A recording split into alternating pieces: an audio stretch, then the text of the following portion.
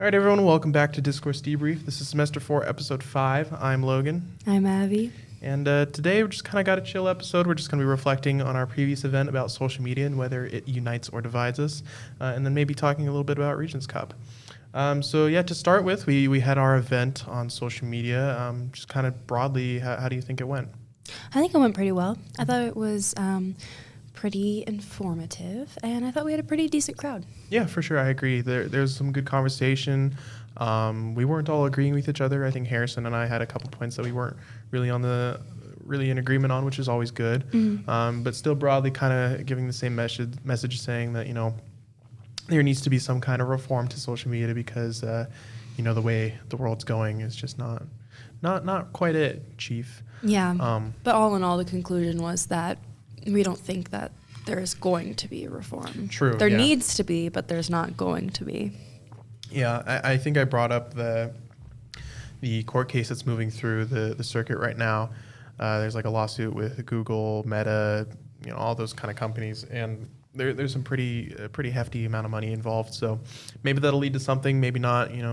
Does something happen? Does nothing ever happen? We will find out. Nothing really matters. Exactly. I guess I kind of want to give the opportunity to start for both of us. Anything that we wanted to say, wanted to bring up that we didn't get a chance, or it just wasn't quite the right setting for it, all the above. I don't really have anything, but I'm sure you have a lot. Oh, well, you put me on the spot. I mean, you put me on the spot. Yeah, I'm the one directing it. I think kind of one of my main arguments that I was on the position that social media just divides us, but my kind of more nuanced take is that social media brings us together a lot just for it to divide us even further. Ooh. So what I mean by that is social media gives so much people access to a platform with different kinds of people. But then from that large subset of people, the algorithms, the content, just, kind of everything just serves to divide us even further. Yeah, that kind of reminds me of a point Ted brought up that I thought was pretty interesting. He asked, do you think the creation of all these different subgroups are actually dividing us instead of creating their own little communities? Yeah. And are they dividing us in the real world? Because, back then, as like he was saying, there was just TV shows. That was the kind of media people connected on. Mm-hmm. And those were obviously mass broadcasted to all of the country. And so in person, you'd be like, hey, did you watch the new Friends episode? But now it's there isn't a common thing that everyone's talking about. Yeah, well, even in a political sense, back then you had to go to a town hall meeting or some organized this is my, district Democrats, district Republicans, this is our meeting. Whereas now you can just go on social media and interact with those same people and only those same people. I think the bubbles you're talking about definitely provides an outlet for those people and more people, but they fall into a trap of that's the only people that they're actually interacting with, which is not good. Yeah, I think we see a lot of that in society now. Mm-hmm. People don't want to interact with groups that are not, or that have differing opinions than you. Well, yeah, that was discussed in Regents for our informed voting prompt, the kind of societal movement that, talking to opposition is, not really something that's encouraged anymore, even demonized on some aspect. Yeah. Well, and I think another thing, too, is that social media makes it very known what your political affiliation is. For sure. Depends on how you use it, but people can see what you repost, people can see what you like, people can see what you post and what you comment on, and all of that points to your political affiliation because there's a lot of political content out there. I mean, I think back in the day, I shouldn't say that, but before social media, it was a little bit more difficult because you wouldn't know unless you went to someone's house and they had CNN or Fox News on. You're like, oh, okay. Yeah, and it feels like kind of social media has politicized a lot of things that maybe aren't warranted. Yeah. Because of what you're saying, because when you're on social media, these platforms, you're putting your thoughts, your opinions, your voice all out there that essentially anyone can see, depending on your profile settings. But you know, like you're saying beforehand, like you had to explicitly say like, oh, I'm progressive, oh, I'm conservative, oh, I'm this, that, the other. And otherwise people generally wouldn't really be able to tell what you are. Yeah, and I think a lot of companies have taken advantage of that like environment on social media. I know we talked about in the episode with my dad about the future of business, how social media companies and bigger corporations take stances, like political stances, in order to appeal to a certain group of people. Right. It might genuinely be what the company believes in, but it's also a marketing tactic. Yeah. And they use social media to do so. And they're obviously the ideas that are hot on social media at the current moment. For sure. Yeah, it's not just the companies, it's like the people that are on them, the people who are really, you know, being monetized for whatever content they're putting out, which maybe leads to another point of, you know, how misinformation, propaganda, conspiracy theories are incentivized on social media because you're getting paid for how many people view your posts or like your posts. And, you know, those controversial topics, those kind of outlandish theories tend to get the more viral attention that... Yeah, sensationalism. Yep, God, count exactly. how many times I say sensationalism in this whole series. Yeah. Yeah, no, I totally see that. I see a lot of the polarization. I see a lot of the monetization of the polarization. I mean, TikTok just now, I don't know if this is a scam or not, but they added a scroll feature where if you scroll, you can get paid. Really? To scroll. That sounds like a scam. It sounds like a scam, but it's like an ad put out by TikTok. That also sounds plausible. I know, like I'm like low key, I can make some bank, but I don't want my credit card information stolen. So true. Yeah. No, I think that's just. I mean, you can see that in the algorithms. Like, you like one post, and all of a sudden, you know, that's kind of all you're receiving. Or on platforms like X, you know, you're just starting an account and you're already being fed like a lot of stuff. I know there's a study done that.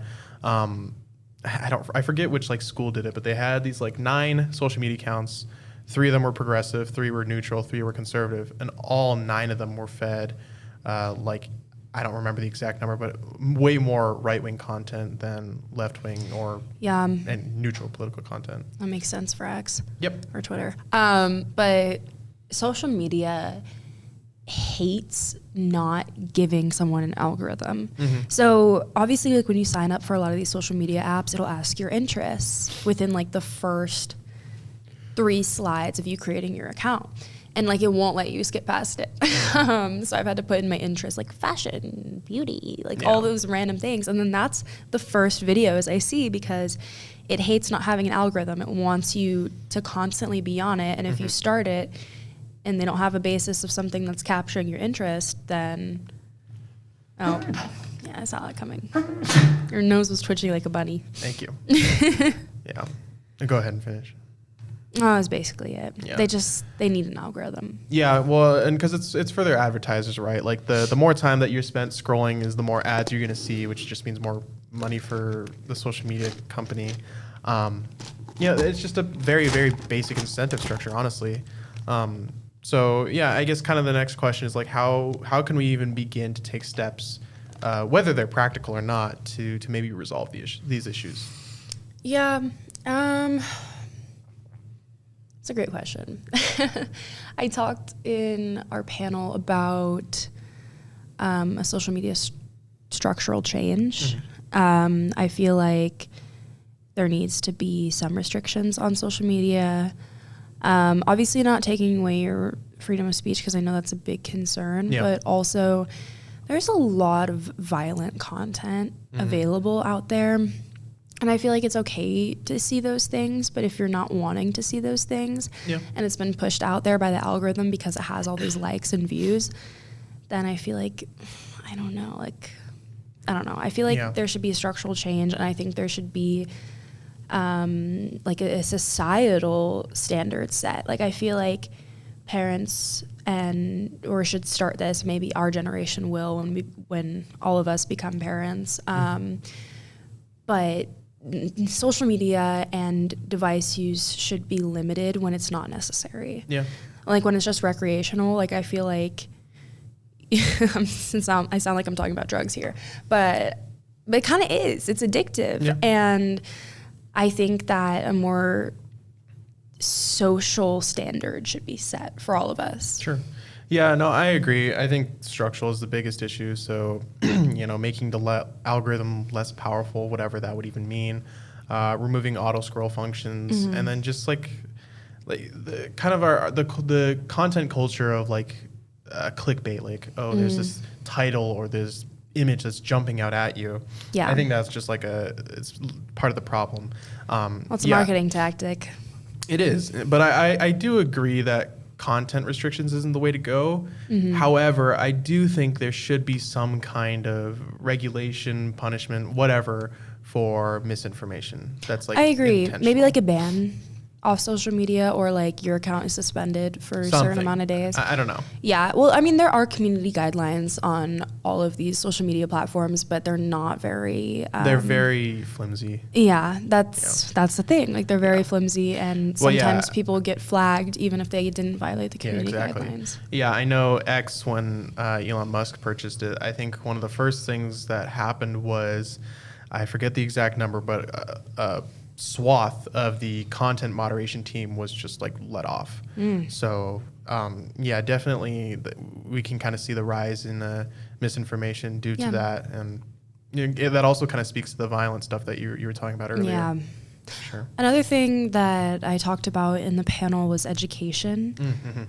I don't really know how, like, I think it's a good idea, but I don't know how you would implement, like, here is a class on internet and social media safety. Because I know in middle school and high school, we had people come and present to us, but it was always about cyberbullying or about not like predators on social media. But I feel like that shouldn't just be it. I feel like it should go further and talk about mental health effects, and that, I mean, I feel like that could help with more of the societal standard that we want to set. Yeah, maybe an idea, and there's some issues with this that I'll get into after I explain it, is, say like these students all have social media. Maybe like your school district or maybe teachers have an account that students are forced to follow or something. Now, an issue with that is there was some court decision that schools can't punish students for anything that happens outside of school grounds. Like, I want to say this student ran into a teacher just like on the street, and like they got into an argument, and the school wanted to suspend the student, and the court was like, no, you can't do that. He wasn't on school grounds. Yeah. But I think kind of the issue is we're seeing necessitates some kind of drastic action. I just don't know how I feel about adults and schools making children follow them on a social media account because of, like, okay, in schools, teachers are not allowed to have public social media accounts because children can follow them, and it creates a lot of risk for, like, inappropriate relations. Sure. I wasn't mainly speaking that like they interact with each other, just more that the school can monitor like what's going on. Yeah, I don't know. I feel like that's a little like utilitarian. Maybe. But again, I think kind of the issue demands some kind of drastic action. So maybe not that specifically, but something certainly analogous to that kind of thing. Because like you were saying, like, how do we discourage cyberbullying? How do we discourage chronic social media use? Like, I don't know that a class will do that. I think, again, just there needs to be some kind of monitoring and I guess maybe a punishment system. But again, I don't know what the specifics of that would be. Well, I mean, I feel like there already is a punishment system. Like, if you say something bad on the internet, you lose your scholarship. You say something bad on the internet, you lose your job. There already are like societal punishments put into place, but people don't care. I'm more speaking for like K through 12. K through 12? Well, yeah, still. Yeah, I don't know how scholarships would apply to that. Their parents could lose their job. I guess. It's happened before. Maybe. I've never heard or, of hey, an they get instance of that. suspended if they're cyberbullying another student. Okay, yeah, that's kind of what I'm talking about. That happens. Sure, but then the school needs to be able to monitor that in order to like actually make that decision. Yeah, I mean, I guess. I don't know. I feel like most students bring it to the school's attention, though, if it's really an issue. I mean, that's something that happened with me. I don't know. I don't know if that's always true. Like, sure, maybe some people like will report it, but I feel like for some people, it's, I kind of, this is a horrible analogy, but it's sort of the same as like sexual assault victims. Like, they don't trust the system enough to report it, and I feel like maybe you're kind of seeing the same thing with victims of cyberbullying within the school district. Yeah, maybe I was more talking about younger students, not older students, because younger students know they're told to trust authority. Most of them do. But I would say that they're not using social media as much as like your 16 and 17-year-olds, or in the same way, certainly not. I mean, okay, well then that's bad. You've seen Gen Alpha on social media. Bad. There's like 6-year-olds on TikTok. I'm like, how do you have a phone? How do you have an iPad? Yeah. I didn't even have an iPod until I was like in 7th grade. Yeah. I think from there, like, up until maybe middle school, and maybe even in a middle school, just no phones in this school building. Or no, not that. Now you sound like Texas. You need to be able to communicate too. Maybe just not in the classroom. Like, I don't know. Bring back flip phones. That's what I'm saying. Bring them back. Bring back the flip phones. True. Bring back the Blackberries. Like, true. Give those to the kids and then leave the smartphones for the adults. But I feel like, honestly, the biggest thing is I think parents really need to educate their children on safe internet, phone, social media use before they give them a smartphone. Yeah. Because I know my parents, no disses to them, they didn't tell me anything about it because I don't think they knew. And that's the good thing about our generation is that we know. Yeah. And so we'd be able to tell our future children that, like educate them on the issues of social media and their phones before we even give them the phone. Yeah. Because my parents were always like, oh, well, I'll monitor your phone and you're going to have to give it to me randomly to check it, which is great, but why don't you just tell me before how I should use it? Yeah, and that speaks to what you're saying earlier of like when Gen Z becomes parents, like we'll do this. And I think you're right that like, we're growing up with it and we'll be able to kind of tell, how it's working. Yeah. Hopefully, AI doesn't become like super involved in social media such that we don't even recognize what social media is anymore. We're going to be like those old people. We're literally going to turn into our parents by being like, I don't understand this social media stuff. And we're like, I don't understand this AI stuff. Yeah. Hopefully not. But I mean, hopefully not. The rate of technological progress seems to I can't imagine a world where I'm old and I don't understand what the new thing is. Mm-hmm. That's so weird to me. Yeah. So I guess going back to like specifically the panel. I forgot. United or divided. We've been talking about like addiction, but like how can we transform social media into being something that unites us rather than dividing us? Or can we? I don't know. I feel like it's kind of human nature to take different stances on things and to create separate communities instead of one whole one. I think the only way for social media to be united is to have a common enemy. If we have a common enemy, then most people will be more inclined to interact with one another because it'll create more of like a sense of, oh, we need to band together to defeat this certain thing. I think that's true for But that would be tragic if we did. I think that's true for society in general, not just social media. I mean, but that's the only way Like after 9/11, Bush's approval rating was like in the 80s or something. Yeah. I don't know that it's necessarily possible. I think even if you have content regulation, even if your algorithms aren't as strong, you're still going to have people kind of self-separating themselves into bubbles that are hard to break out of. Sure. And I don't think that is conducive to a united platform. Yeah. Well, another thing that I mentioned on the panel was that I feel like these separate communities can be good for certain groups of people. Sure. I mentioned like LGBTQ individuals from small towns. Or from places where the majority political ideology doesn't align with who they are as a person, which, okay. But yeah, they go to these communities and they can, find people that are similar to them or people that they can relate to and maybe feel slightly more safe in a world that isolates them. And that's not just LGBTQ people. It's also, minorities. It's also women in STEM. It's all these other groups. Or teen moms have like Facebook groups too. Right. And I think another thing that's kind of like a double-edged sword on that point is like the anonymity of social media. Yeah. It's like, yes, you have the advantage of, you say you're in one of those marginalized communities, you can speak out without someone like harassing you in real life.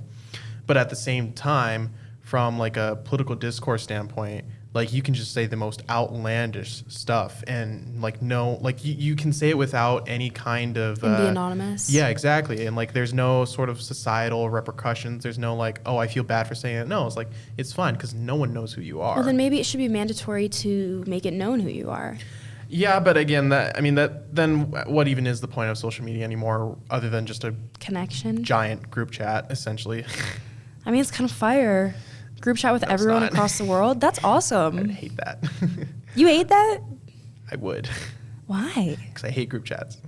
Okay, I'm not talking about group chats. I'm talking about the connection aspect. That is the good thing about social media, though, is that you can connect with people from different areas of the world. Sure. That is pretty cool. Yeah. I will say that's something unique to social media. Yeah, I mean, the question just becomes like, do the positives outweigh the negatives? And my answer would just be flat out no. I feel like the positives never outweigh the negatives in these situations. For anything. AI? Nihilism. No. Yeah. I know, I'm slowly turning into a pessimist. This sucks. I'm thinking we do, whether next week or the week after, an episode about political philosophy. Might help with the nihilism. Anyways, It sounds so fun. so yeah, the answer that I'm kind of getting is that there is nothing really we can do to make social media into a uniting platform / platforms. I think by its nature, it's naturally dividing. Sure. So I guess then my question is, is there anything from a cultural standpoint we can do? Like maybe we culturally shift into a world where social media isn't like our kind of hub for politics, and it is just for those outreach program or communities. It is just for like funny cat videos again. That's what I was talking about. Yeah. Guys, bring back Vine. For real. True. But no, like I think we need a cultural societal shift. I think we need like to set a certain moral standard surrounding social media and its proper use, and then maybe it'll be like, because we just need to make a thing that's like, hey, it's taboo to not have your face attached to your account or your name attached to your account, or maybe we have like, only this platform you can have like political advertising, political messaging on. I don't know, but I don't think it's a bad idea. It would just be so difficult to do and keep to those like restrictions, because I feel like, okay, if you're talking about politics, right, it involves so many other things. And if you're just having an app about political messaging, like how would you monitor that? How would you restrict it? How would you filter out content that isn't that? Well, and what would you consider content that's not necessarily that. Only like there's one platform that allows political content. So like say for an example, only X allows political content. You can post other things, but it's the only one that allows content that's political. So Instagram, you can't post politics. Not Twitter. TikTok, you can't post politics. Those are just like purely entertainment or for like marginalized groups. I don't know, because then I feel like that would create more division, because people that are more into politics would just go to those apps and then would be isolated to those apps and not go to any of the other ones. I don't know about that, right? but even if that's true, I don't know that that's necessarily a bad thing, because then at least the people who aren't interested in politics, they're not being, exposed to the floodgates that is, especially U.S. politics. Oh my gosh, yeah, don't get me started. I don't know.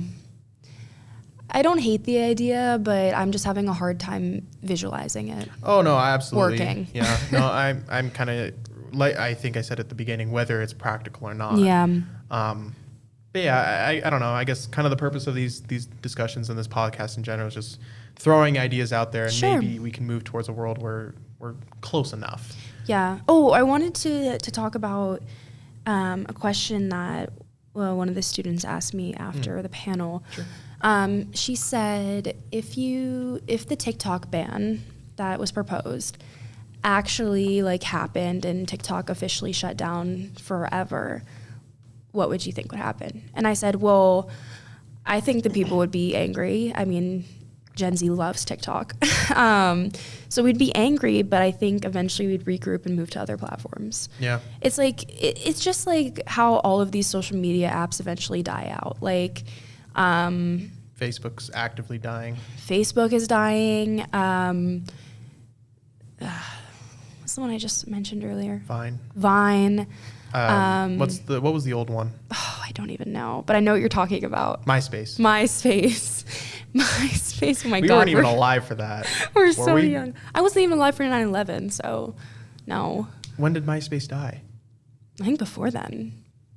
Okay. Oh, maybe it didn't. I don't know. Yeah. Anyways, yeah, to that question. question. Oh no, there's no way. I don't know. but to that question, I don't think anything would happen with the TikTok ban. Yeah, in the short term, people would be kind of like frustrated, but right. Like you said, they would just flock to other programs. Well, I mean, people were already like flocking to Lemon 8 and Red Note. Yeah. Already. Well, after. It's kind of the same thing. I'm gonna look up when MySpace died. Sure. I want to know. I forget which philosopher said this.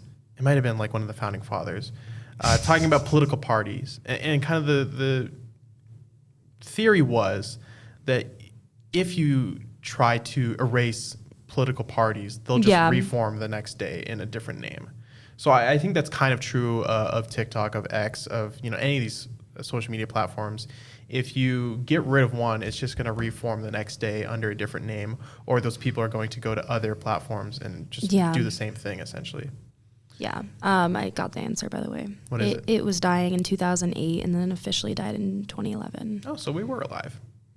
Yeah, I was like 2 years old. In 2008? Yeah, my brother was born in 2008. Yeah. It's crazy. But yeah, is TikTok itself, that was all about national security. That wasn't even about addiction or algorithms. Maybe it should be. Yeah, maybe, but I mean... Maybe we should adopt an Australia approach. Maybe. The 16. It wouldn't be a bad idea. Regions. Yeah, indeed. I think the issue we have, and I think I said this towards the end of our panel, is that the people who are making these decisions are all 80 years old, have no idea what social media is. Kind of what you were saying with, the generation that raised us. Yeah. They have no idea what social media was. We were kind of the guinea pigs. So it's just going to take time, if and when, any kind of change is going to happen. For sure. I mean, change always takes time. Yep. So I'm not surprised, but it is frustrating. Yeah. And don't even, I will probably be dead before an AI change ever happens. I don't know. I hope not. Sorry, that's really pessimistic. There's some theories that the first people to live forever are already born, so maybe not. I don't want to live forever. Okay, live as long as you want then. Oh. Who wants to live forever? I don't know. I feel like that's really sad. Just your life would have no meaning if you lived forever. Never mind. Whatever. Sorry, now we're getting into our philosophy gauntlet. Yes, my bad. There you go. What was I going to say? I was going to say something. Do you want to talk about regions? Yeah. We've only been here for half hour, so why not? Yeah, I guess by the time this is up, we'll be... Spring break. Yeah, so it'll be like the 6th, right? Yeah. So we'll be 2 weeks away. Well, no, 3 weeks, because it's on the 28th. Yeah, we'll be 3 weeks away. Regions Cup is hosted at the University of Arizona on the 28th. Be there. March 28th, I should say. And I think there's a banquet the 27th too. Yeah. Is everyone invited to that though? Probably. I don't know. Bro's been to Regions and doesn't know. Yeah, well, we were in NAU. I didn't know anyone other than the teammates I was with. Yeah, but the UA Discourse Series is going to be helping out with the Regions Cup. Oh, yeah, then you'll be there. Yeah, but I don't know about our viewers. I got it. I was inviting people to come watch the competition. I see. Well, everyone's invited to watch the competition. I just That's don't what know I was saying. I don't know about the dinner. I don't know either. That's why I asked. Well, yeah, I don't know. Okay. Anyways, Regions... Come to the competition.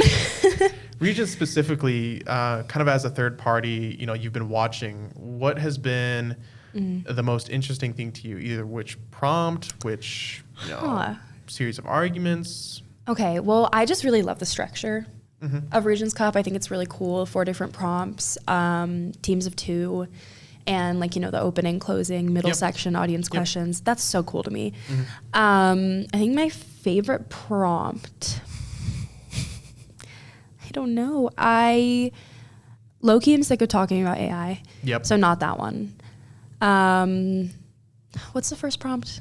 The AI one. Oh, crap. And then the second one is physician PAS. assisted suicide. So universities and AI. Well, I'll just say. Just go through them real quick. And the voter one. Okay, yes. No, I know them. So just 1 through 4. The first one is universities should embrace integration of generative AI into all undergraduate curricula. The second one is physician assisted suicide should be limited to cases involving terminal illness. The third one is the U.S. government should legislate an enforceable minimum age of 16 for all social media accounts.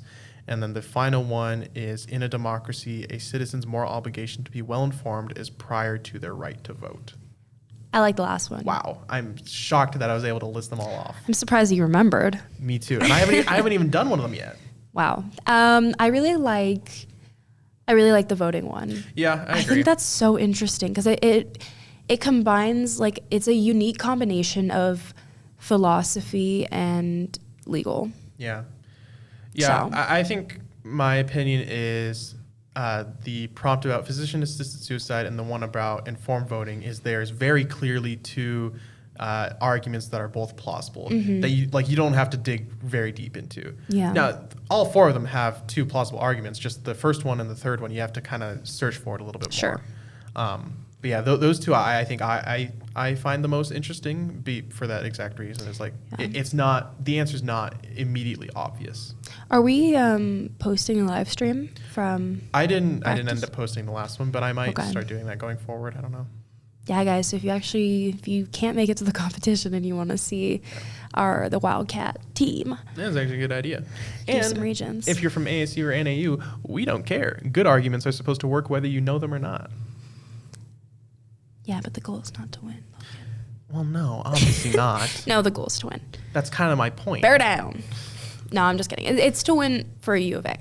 True. And to win personally, like as a personal accomplishment. Yeah, development. Yeah, like even if you make it so far and you don't actually like win the competition, you can still feel like you won. Yeah. So you were talking about kind of the mix of philosophy and like the law for the uninformed voting. Do you find that to be true with the other prompts, or is that like the biggest one? The PAS one has a lot of philosophy and legality. I think in general, just as a team, we've been leaning more into philosophy. Yeah. So maybe it's just because we did those 2 prompts. Honestly, so does the social media one too, but not as much as the other 2. AI, I think, has the least amount of philosophy. Agreed. But there's like room for you to put it in. True. It's just not as much. But no, I agree. Social media also has some, but that's more like political philosophy. I hate you. Yeah. There's this doctrine. It's Latin. It's like patri parens or something. That was really great pronunciation. You were saying. I was trying to diss you, but I fumbled the word pronunciation. Yeah. It's essentially this idea that the government has a responsibility to protect its citizens when the citizens can't protect themselves. Okay. That's specifically in reference to the social media one. Would you stop? I'm so sorry. I'm in like a silly mood. I think it was this energy drink, guys. I don't know. So yeah, I think I'll be using that for whichever position that works with. I don't even know. Okay. But yeah, so yeah, Regents, we might be doing live streams of our practice sessions. So yeah, be sure to tune in. Go watch, guys. They're really interesting. I've just heard them a million times. Yeah. And I take photos for Regents, which is why I'm there at the practices. Yeah. But I do want to compete next year. Yeah. So. Yeah. Well, like, I know you said what prompt is your favorite as a viewer, but if you were a competitor, would it be the same one or would it be different? It definitely wouldn't be that one. No. To compete. I would say probably the social media or the AI one. Yeah. I feel like that's really cool. And they're, I don't want to say easy, but I know the most about them. Yeah. Initially. I think as a viewer, watching the informed voting one was really nice. I really enjoyed that one. And I think as a competitor, PAS is probably my favorite one because it's interesting. It is, and they're like as you mentioned, there's a very, very good mix of policy and philosophy and morality and this, that, and the other. I was very surprised with the prompt. It was very like left field. Yeah. Good job, Abor, I guess. Yeah. Well, and the other cool thing is, as the negative, like you can say either PAS should be expanded or we shouldn't have it at all. That's like true. There's a lot of room for the negative to. So much room. Yeah, I think one of our teams is maybe going to try out That like nothing at all. Yeah, none. Okay. So, yeah. I like it. Okay. Well, Should we wrap this up? Yeah. Do you have anything else? I don't. I want to give kudos to Harrison for his first panel. Yes. He did a very good job. Very well. What is yeah. I know we don't know the specifics, but our next event is like the first week of April, I want to say. I think so. I think we're going to be talking about free speech. Yes.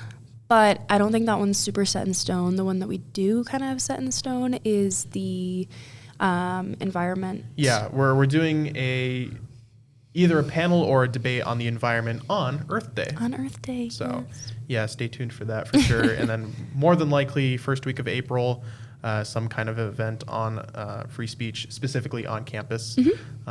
I'm sure we'll reference. We'll see if we're not tired after Regents. I'm sure we'll reference Brother Dean more than once. Oh, yeah. So, yeah. Well, anyways, that's been just us two for today. I know, this is weird. We haven't had an episode where it's just you and I. Never. I don't think it hasn't been since the first semester that we've only had 2 people. I know. It's kind of nice though. I feel like we're just having a regular conversation. Well, that's kind of the point. Yeah, but sorry guys if our bickering was annoying. Bicker. I hardly know her. All right. Yeah, so that's been, I've been Logan. I've been Abby. And we will see you guys next week. Bye guys. Bye.